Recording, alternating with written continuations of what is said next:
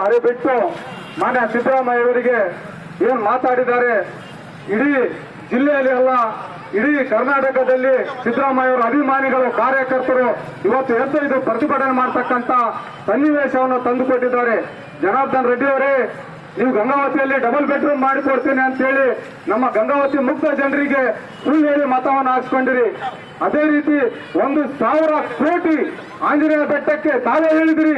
ಆಂಜನೇಯ ಬೆಟ್ಟಕ್ಕೆ ಸಿದ್ದರಾಮಯ್ಯ ಸಾಹೇಬರು 1,000 ಕೋಟಿ ಕೊಟ್ಟಿದ್ದಾರೆ ಅಂತೇಳಿ. ಅದು ಆದ್ರೆ ಯಾರ್ದು ದುಡ್ಡು?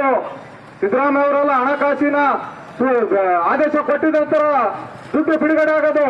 ಇವತ್ತು ಹೇಳ್ತೀರಿ ಶಿವರಾಜ್ ತಂಗಡಿಗೆ ಅವರು 2 ಕೋಟಿ ರೂಪಾಯಿ ಕೊಟ್ಟಿದ್ರು ಅಂತೇಳಿ ಆನಂದ ಉತ್ಸವಕ್ಕೆ ತಾವೇ ಹೇಳಿದ್ರಿ. ಇಲ್ಲ, ಶಿವರಾಜ್ ತಂಗಡಿ ಅವರು ಬಹಳ ಅಭಿವೃದ್ಧಿ ಮಾಡ್ತಾ ಇದ್ದಾರೆ, ಬಹಳ ಚೆನ್ನಾಗಿ ಮಾಡ್ತಾ ಇದ್ದಾರೆ, ಇವರು 2 ಕೋಟಿ ರೂಪಾಯಿ ಹಣವನ್ನು ಆನಂದ ಉತ್ಸವಕ್ಕೆ ನನ್ನ ಪತ್ರ ಮೇಲೆ ಬಿಡುಗಡೆ ಮಾಡಿದ್ದಾರೆ ಅಂತೇಳಿ ತಾವು ಹೇಳಿದ್ರಿ. ಆದ್ರೆ